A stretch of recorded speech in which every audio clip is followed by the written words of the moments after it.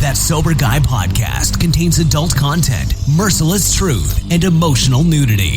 Listener discretion is advised. I'm Shane Raymer. You're listening to That Sober Guy podcast, and we help people stay sober. If it's your first time listening, welcome. I'm so glad that you're here today. Shout out and much love to Humans. You're listening to Humans music right now on the intro. Love those guys coming all the way from Canada. Got a bunch of great jams. You can check them out at Humans Music. Any of the major platforms, iTunes, Spotify. It's humansmusic.com, I think, as well. Love those guys. What's up, Robbie? Always appreciate the tunes coming into That Sober Guy podcast. If you've been listening for a long time, thank you for continuing to support the show. Hope that we continue to bring you something of value every time you listen. Share it with a friend or family member. And keep coming back, as they say in the rooms. Today we're going to talk about time. We're going to talk about how valuable time is and how each moment and experience in life is never the same because everything changes. Everything changes. So how do we enjoy the moments in time and get the full experience of joy, the full experience of peace out of being in each and every moment and recognizing that we're right where we're supposed to be in this moment? I'm going to share with you a couple of ways that I help to ground myself and stay in the moment in times of uncertainty and really just in times of the day-to-day grind later on in the podcast. So stay tuned for that. But first, before we get to all that, a few announcements for you. As many of you know, I'm back in the squat rack again. I mentioned this last week, doing a simple 5x5 strong lifts program just to try to build my strength back up. I'm not trying to be an Olympian lifter at 40 or anything, but at the same time, man, I kind of got out of the routine of lifting and of staying as fit as I'd like to be through the holiday season and kind of into the new year. And so it's been great to get back into this 5x5 strong lifts program, which I've done multiple times throughout the last 5 years or so, different sessions. And man, it's been great. It's very simple, and it's really helped to build my strength up and feel really good each day as I'm going into the gym.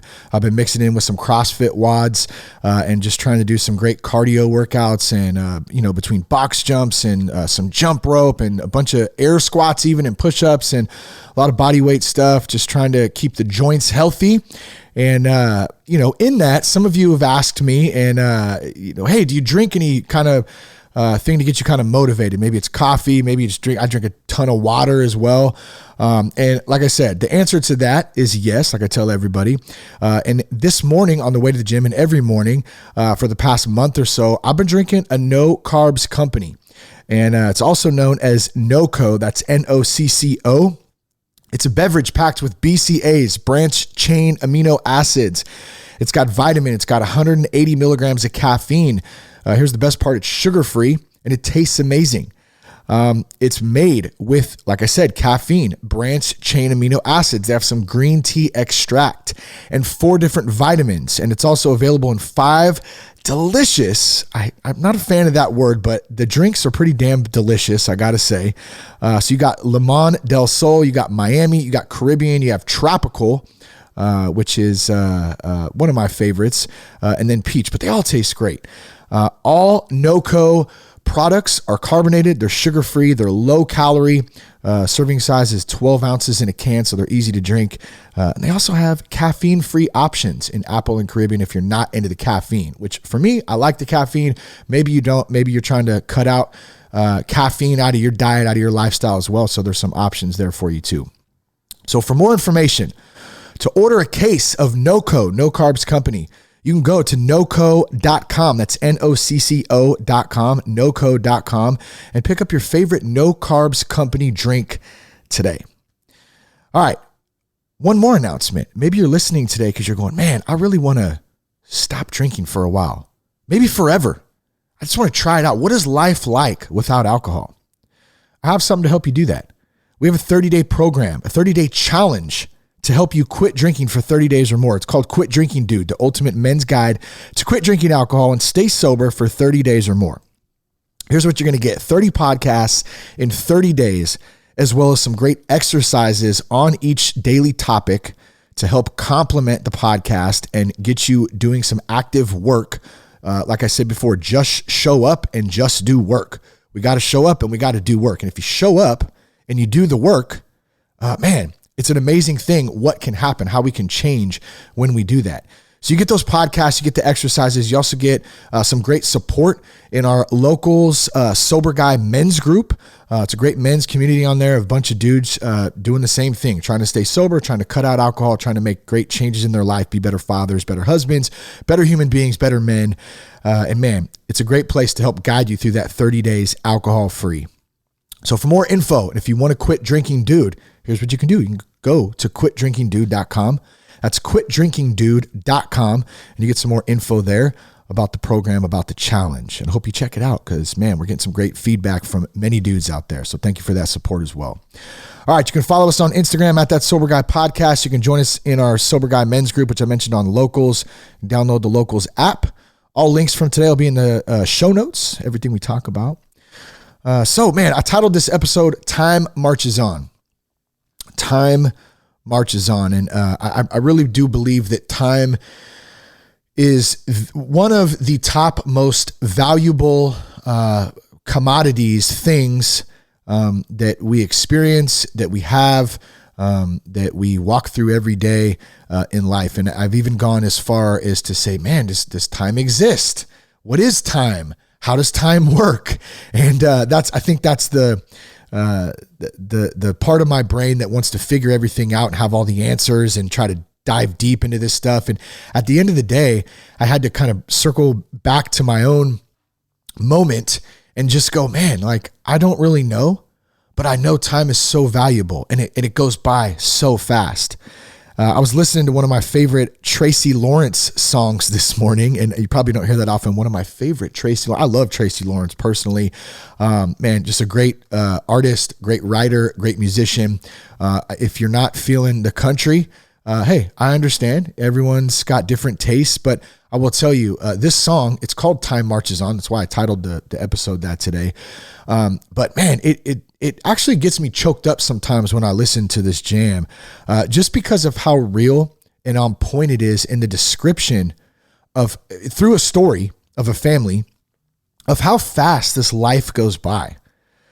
And how many of you thought you'd be in your 30s or your 40s or your 50s?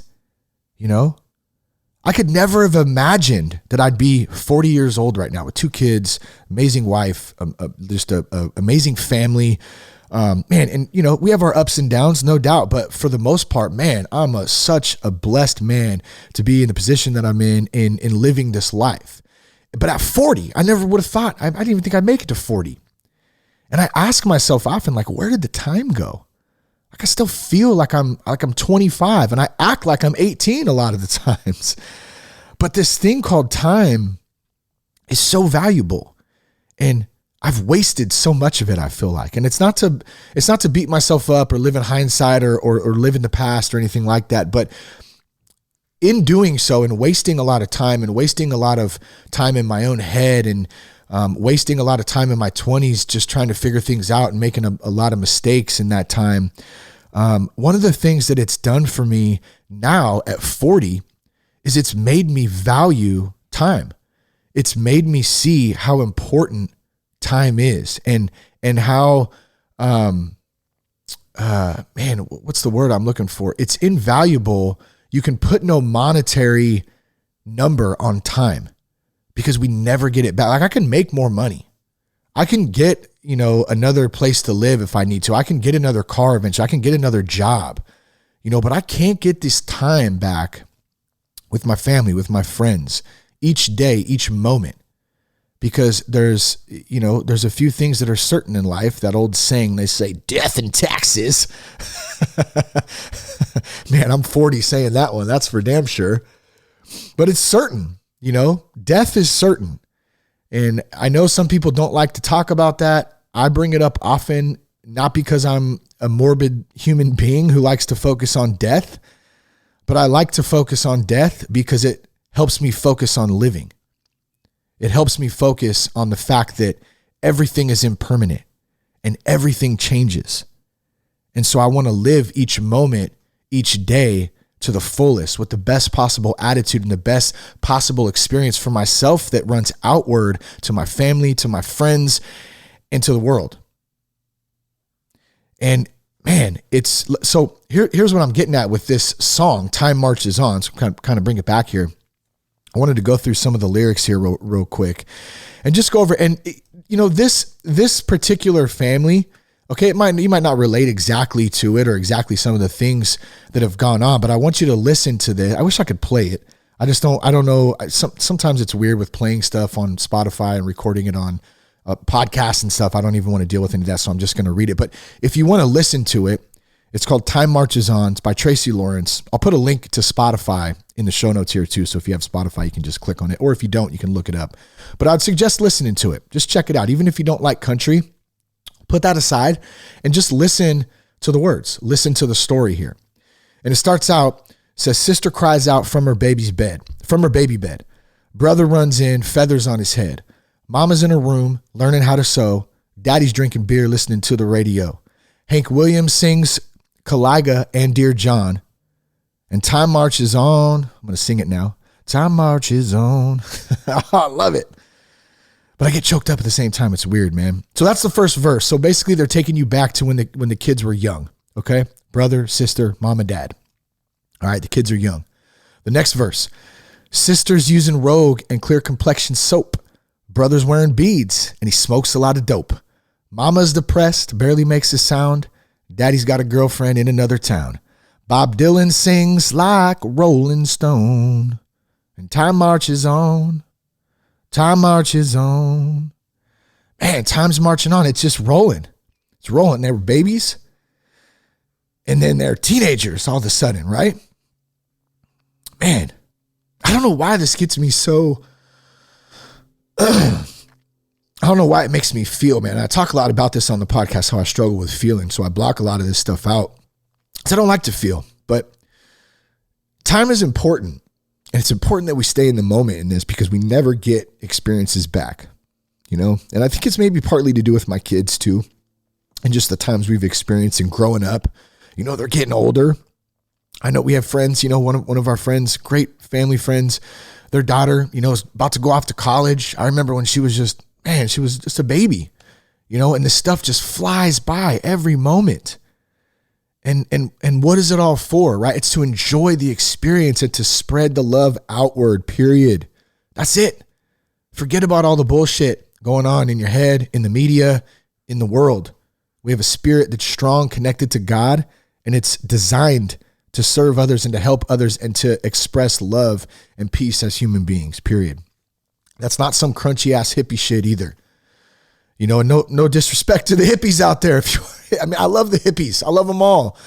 I have a well-rounded, versed outlook, I feel like, of everything. Everyone's welcome. We're trying to all do this together. And I think when we all come together in this as human beings and stop letting specific things divide us, whether that's through social media, whatever it is, the world, people, places, man, we're really all one. And we're trying to all accomplish the same thing. And that's a great life experience because we only get one, right? So let me move on to the third verse. The South moves north. So just to recap really quick too, we went through the first verse. They're babies, right? We go through the second verse. They're teenagers now, right? And things have changed since they were babies. And now we're going to the third verse. The South moves north. The North moves south. A star is born. A star burns out. It's actually the bridge, I think. The only thing that stays the same, listen to this line here. The only thing that stays the same is whoever is mowing their lawn or running their thing. I hate when that happens. The only thing that stays the same is everything changes. Everything changes. One more time. Don't want to beat a dead horse. I hate that saying. Don't even know why I said it, but I said it. The only thing that stays the same is everything changes. And there's a guy, of course, right now who decided to edge his lawn right now across the street. And I can hear his edger or whatever, trimmer or whatever it is. And so if you hear that, that's what it is. We're living live here, That's how we do it. So going into the third verse from the bridge, sister calls herself a grandma. Brother's on a diet for high cholesterol. Mama's out of touch with reality. Daddy's in the ground beneath the maple tree. As the angels sing an old Hank Williams song, time marches on. Time marches on. So man, they're old now. The dad is gone. He's in the ground beneath the maple tree. Mama's still alive, but she's old. She's losing touch with reality. You know, and we go through these chapters in life, and I'm going to get to that. And there's a reason I'm talking about this song and these kind of breaking down these verses, because it ties in with tucking my daughter into bed last night in a conversation we had that I'm going to share with you in just a minute. But time marches on. Time marches on. No matter what, it keeps moving. It doesn't stop. And we have to enjoy the moment. We have to enjoy the day. We have so much to be grateful for. Even if we don't think we have things to be grateful for, I promise you we do. And we can be at ease with ourselves just the way we are when we can find that. So I was tucking Lucy in last night, okay? And Lucy is my 11-year-old. And, we do this every night with my son, my daughter. We tuck in, we pray about their dreams. Cat, just about my dreams. And so we'll pray just about his dreams. Hope you have great dreams, buddy. Surfing and baseball. And we go down the whole list of everything, and he gets really excited. And then we say amen. And then we get a good night's sleep, hopefully. So last night I went into Lucy's room to talk to her and just, tuck her in and pray a little bit and wish her good night. And we started talking a little bit. Man, I swear we have some of the best conversations with our kids at nighttime. And I remember my buddy, Pastor Tim Nally, talking about this. This really always stuck with me, what he said. He said, man, that was just the perfect time to sit with my girls. He has daughters. And, when they were little and as they grew up too, and just talk and have a conversation and pray a little bit and connect. And take that time, whether it's 5 minutes or 30 minutes, just to be at ease and enjoy the time, and so that's always stuck with me. And so it's such an important thing for Jess and I to do every night, no matter how. Sometimes it's a little more sped up than usual, depending on how tired we are, but we always do it. And last night we were in there, and so I was talking to Lou a little bit about some softball stuff and just how her day went. And I mentioned that we're headed to Newport in a couple weeks. So we're actually, we're heading out with some family friends, and we got a little house down by the beach, and we're going to take a couple days for spring break and just go hang out, go surf a little bit, enjoy some sun, enjoy the beach, and just have a good time and relax. And as many of you know, if you've listened to the show for a while, last year, we took some time and we were actually down in Southern California for most of the year. I was kind of back and forth for work, but for the most part, the kids, Jess, and they were definitely down there. I was down there often too. And man, we had an amazing time. We met some great friends. We surfed, we explored, met some great people. We had so much fun. Like, it was an amazing time. And eventually, some things happened and we ended up having to come back up north. And, it's a new chapter. Right. And, so I said, yeah, Lou, we're going back down, and Lou had a really hard time coming back from down there. Actually, everybody in the family did, especially the kids and Jess. I'm a little more like, just keep focused on what we got to do. And so it took me a minute to kind of sit in and go, man, I really miss it down there, which I do, but I'm not down there right now. I'm here. And so that's how I need to, put my energy and focus in. But so we get there and, or we're sitting there talking and I said, yeah, are you excited to go down in a couple of weeks? And she said, well, yeah, I'm excited. And I said, well, what's wrong? And she said, nothing. I said, no, it's cool, babe. I mean, that's what this is about. We're talking, like, what's wrong? You don't want to go, or what? Like, what are you thinking? Aren't you excited? And she said, yeah, well, I'm excited, Dad, but it's not going to be the same. And I said, nah, you're right. You're right. It's not going to be the same. And I also said, it will never be the same. Because that time in our lives when we were there, when we were, down for that almost year period, is a one-time chapter of our lives, and we'll never get that back. Life is a book of chapters. It's kind of the way that we started to look at it. And we started to have this conversation and talk about this a little bit. You know, that time in our lives when we were down, living by the beach, hanging out as a family, it was a very special time. And it was a time that eventually changed because eventually we moved back up here. So it was a chapter of our lives that we left down there. We'll never get it back, or we'll never recreate it. But we can have new experiences in new places or in old places or with new friends or with old friends. Regardless, time continues to move on. Time keeps ticking, as they would say. There's seasons of life, and each season is a chapter that makes up our own book of life. It's kind of what I was trying to express to my daughter last night. So it was like, hey, yes, I know that we're going down in a couple of weeks to hang out. We're only going to be there for, a little less than a week. We're going to do some of the same things that we did last year when we were there. We're going to visit some of the same places. But no, it's not going to be exactly the same as it was, partly because we're obviously coming back home. We don't live down there anymore. But number two, because you can't recreate something. It's gone. That experience is gone, and it's not a bad thing.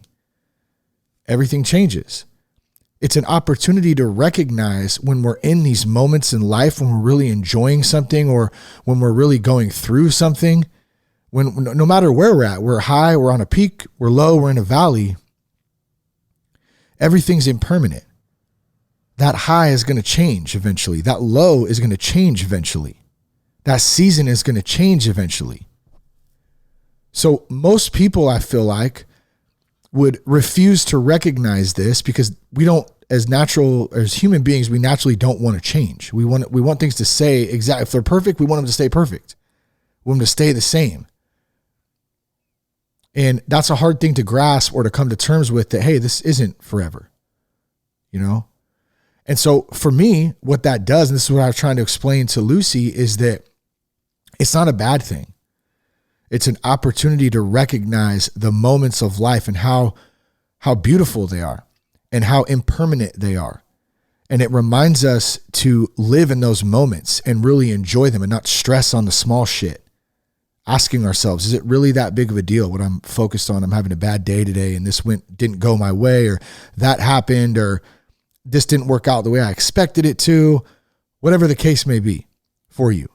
And I get it. Sometimes we deal with very serious things, so it's a little bit harder, but at the end of the day, we should be able to look at things and recognize them as times in our lives and really try to be in those moments the best we can to live in them and enjoy them with our family, with our friends. And that's exactly what we did when we lived down in Huntington last year. Is we enjoyed it so much. Met some amazing people, had some great experiences. Before we went down there, we said to ourselves, hey, whatever happens, we didn't know what was going to happen. We talked about moving out of state. We talked about staying down there. I mean, there was all kinds of different things. And eventually, our path led us back to NorCal. But at the end of the day, even before we left, we said, whatever we do, we're going to create some amazing memories and we're going to have a great experience with our family. And that's exactly what we did, even though it didn't last forever. Who knows what tomorrow holds?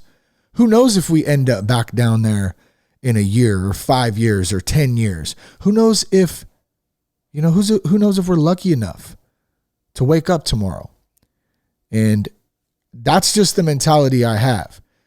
And I always feel like I need to reinforce the fact it's not that maybe it's because Jess and I have conversations about this stuff, and I say things like this, and she goes, oh, you're always focused on death. And I said, man, it's not death.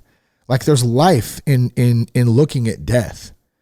For me, that's how I live, because I know that it will change one day. I know there will be a time when it's over. And so I want to live every single day to the fullest extent, to the best of my ability. And I want to enjoy it. I want my kids to enjoy it. I want my wife to enjoy it. I want my family, my friends to enjoy it. I want the people that I get to help and serve see that there's something special about just being able to wake up every day and say, man, what a great day. Even when we're going through shit, we can still find a way to do that.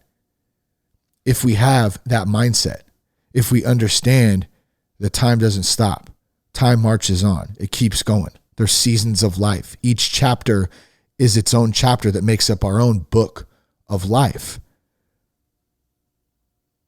That's all we really have is right now. That's all we really have. So in the end, in the conversation with Lucy, I really think, and it's tough talking to an 11-year-old sometimes, as a parent, as a dad, like there's no book on how to do this. We're just trying to do the best we can. But I feel like she somewhat understood what I was getting at, and understood the fact that we're not going to recreate that experience. It's gone.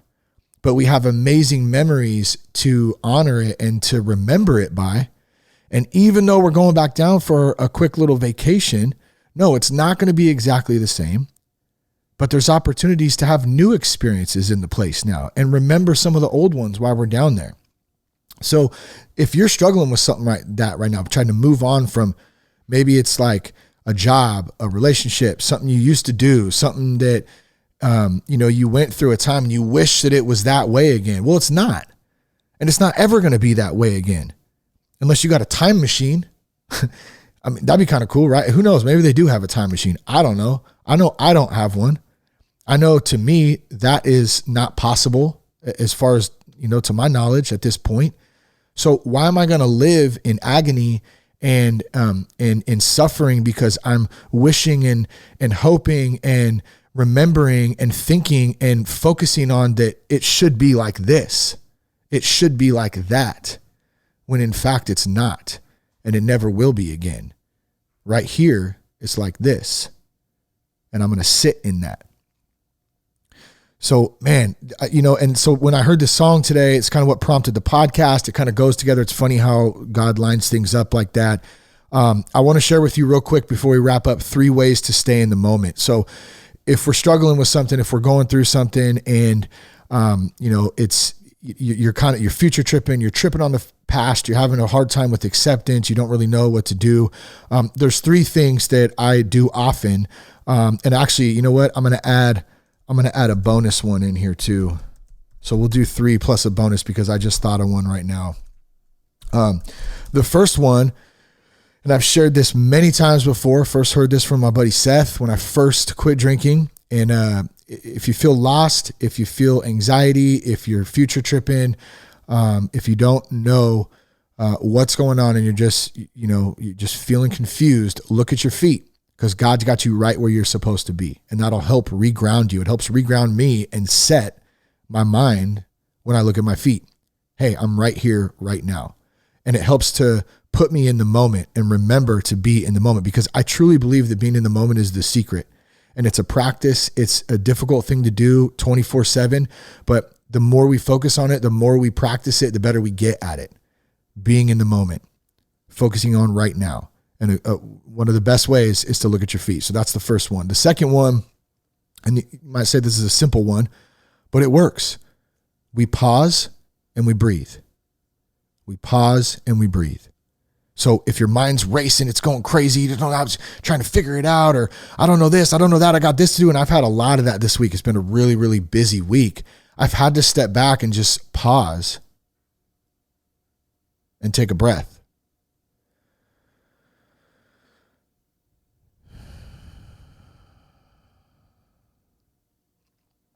And you can see how that helps reset. I feel relaxed right now just in doing that. So look at your feet, pause, take a breath. And then the third one, recognize the moment and show gratitude in it. So recognize the moment and show gratitude in it. And so I'll give you a quick example of this. I was at practice, at my son's team, and I was hitting infield. And man, I just want to say too, it's been so great this experience to coach, to manage, to be able to learn how to work together with other men and other parents in a setting like that. Because it's not easy with 7 and 8-year-old kids. There's a lot going on. There's a lot of organization and working together. And like I was talking to one of the dads after practice yesterday. Just solid dude, and we're getting to know each other a little bit. And we were both saying that, like, man, how it's feeling kind of like it's gelling together a little bit, and we're learning together, and we're growing, and we're getting better together. And so during practice yesterday, as I'm hitting infield, actually, and this is even before I had him and I had the conversation after practice, I was able to recognize that in the moment. There was because there's a lot going on. You're hitting infield, you're trying to teach and watch and learn and all the stuff together. And I paused for just a split second before I went to hit the ball. And I thought how awesome it was and how grateful I was to get the opportunity to be in this moment, to hit ground balls to these kids and fly balls to these kids on our team, and to be a leader out there and to help out and to work with other parents and create friendships, and there was just this overwhelming sense of gratitude. And it was quick, but it grounded me right in that moment, and it helped me just to feel such a calm and such a peace and such a sense of gratitude that I was experiencing that right now in that moment, and nothing else mattered. And trust me, there's a lot of other stuff going on that I'm not even talking about. It's not necessarily bad stuff either. It's just a lot. It's life shit, but cancel it all out and focus on that moment in whatever it is that you're doing. Like, I'm going to get to play some golf later this week. I'm going to get off work early. I got a tea time set up for the afternoon, and I'm going to play golf for 4.5 hours. And guess what? I'm going to be focused on golf. I'm going to be in the moment and enjoying myself that full time. No distractions, hanging out with some buddies, playing some golf. So whatever it is that you do, or whatever it is you're at, or whatever it is that you're doing in the moment, try to pause, try to look at your feet, try to recognize and show gratitude in that moment. And I promise you, it's going to help you, and it's going to reset your mind. And then here's the bonus one. And then we're going to wrap up the serenity prayer. If you get lost, if you're feeling anxiety, you're scared, you're feeling fear, even if you're angry, you're dealing with something that you don't know how to deal with, you're frustrated, use the serenity prayer. It's one of the most valuable, simple tools you could possibly use. And I learned it in the first week that I quit drinking. And the serenity prayer goes like this, and we'll end today with the serenity prayer. God, grant me the serenity to accept the things I cannot change, the courage to change the things I can, and the wisdom to know the difference. I hope something spoke to you today. Share the podcast with a friend. If you're tired of drinking, head over to quitdrinkingdude.com. Check out our 30-day challenge. You can connect us on Instagram at That Sober Guy Podcast. You can get everything at thatsoberguy.com. Love you guys. Thanks for supporting the show. Peace, love, and respect, and keep your blood clean.